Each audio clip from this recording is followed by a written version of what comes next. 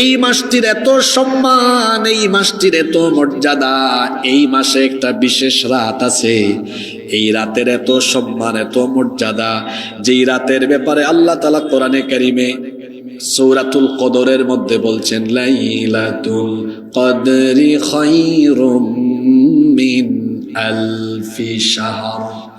এই মাসে একটা রাত আছে যেই রাতের নাম হলো লাইলাতুল, সবাই বলেন রাতের নাম কি? লাইলাতুল।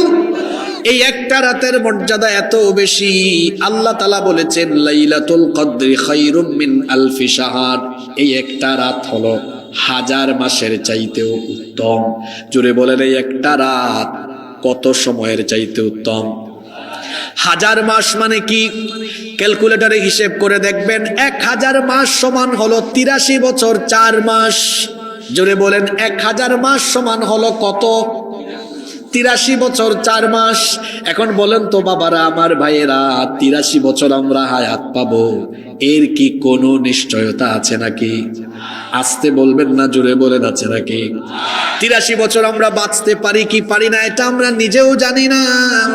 কিন্তু আপনি যদি লাইলাতুল কদর পেয়ে যান, লাইলাতুল কদর যদি আপনার নসিব হয়ে যায়, আর এই রাতটাকে যদি আপনি আমলের সাথে কাটাতে পারেন, তাহলে 1000 মাস অর্থাৎ 83 বছর 4 মাস একটানা ইবাদত করলে যে পরিমাণ সওয়াব হবে, এই এক রাতের আমলে আল্লাহ তাআলা 83 বছর 4 মাস অর্থাৎ 1000 মাসের সমান আমলের সওয়াব আল্লাহ আপনার আমল নামায় দিয়ে দিবেন। আরো আসতে বলেন সুবহানাল্লাহ। আল্লাহর নবী একদিন সাহাবীদের সামনে বনি ইসরাইলের এক আল্লাহওয়ালা ব্যক্তির ঘটনা বর্ণনা করছেন। আল্লাহর নবী বললেন, বনি ইসরাইলের একজন আবেদ ছিল যে একটানা 1000 মাস সে রাতের বেলা তাহাজ্জুদের নামাজ আদায় করত, দিনের বেলা সে জিহাদ ফি সাবিলিল্লাহর কাজে সম্পৃক্ত থাকত। আমাদের আগেকার যুগের উম্মত এবং আগেকার যুগের নবীরা হায়াত পেয়েছেন লম্বা। যেমন আদম আলাইহিস সালামের হায়াত ছিল 1000 বছর। জোরে বলেন কত বছর? আমাদের আগেকার যুগের নবীরা কেউ পেয়েছেন 950 বছর, 500 বছর, 600 বছর, 250 বছর, 300 বছর। আগের যুগের নবীদের হায়াত ছিল বেশি, আগের যুগের নবীদের উম্মতদের হায়াতও ছিল বেশি, এই জন্য তারা ইবাদত বন্দেগী করতে পেরেছেন বেশি। কিন্তু আমাদের উম্মতের হায়াত হলো কম, 50, 60, 70 বছরেরা বাঁচে। আল্লাহর রাসূলের সাহাবীরা আল্লাহর নবীকে বললেন, ইয়া রাসূলুল্লাহ, আমরা বলি সাল্লাল্লাহু আলাইহি ওয়াসাল্লাম, আগের নবীর উম্মতরা তো বেশি লম্বা হায়াত পেয়েছে, বেশি ইবাদত করার সুযোগ পেয়েছে, কিন্তু আমরা তো সময় পাচ্ছি, হায়াত পাচ্ছি কম, ইবাদত করার সুযোগ পাচ্ছি কম। তারা ইবাদত করছে আমাদের চেয়ে বেশি, আমরা করলাম কম।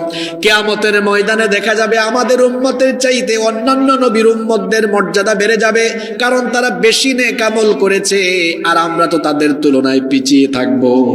আল্লাহ তার নবীকে বললেন, ও নবী, আপনার সাহাবী আর আপনার উম্মতদেরকে জানিয়ে দেন, তারা যেন হতাশ না হয়, তারা যেন এই ব্যাপারে চিন্তিত না হয়, কারণ আপনার উম্মতকে আমি হায়াত কম দিলেও ফেসিলিটিস, সুযোগ সুবিধা দিচ্ছি বেশি, কারণ আপনার উম্মতকে আমি এমন একটা রাত দিলাম, এই রাত যদি তাদের নসিব হয়, এই রাত যদি তারা কাজে লাগাতে পারে, একটানা 1000 মাস ইবাদত করলে যে সওয়াব হবে, সেই পরিমাণ সওয়াব তারা এক রাতের আমলের মাধ্যমে পেয়ে যাবে।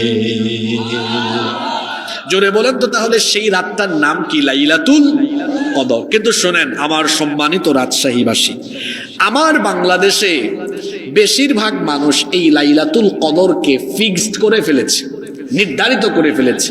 সেটা কত তারিখ? 27তম রাত্রি, মানে 26তম দিবাগত রাত আর 27তম রাত্রি।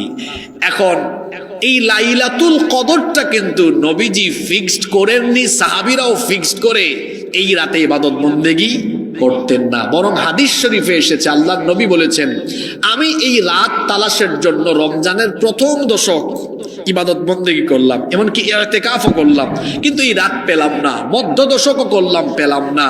অবশেষে আমাকে জানিয়ে দেওয়া হলো, আপনি যে রাত তালাশ করছেন তা রমজান মাসের শেষের দশকে, শেষের 10 দিনের ভেতরে আছে। সুবহানাল্লাহ।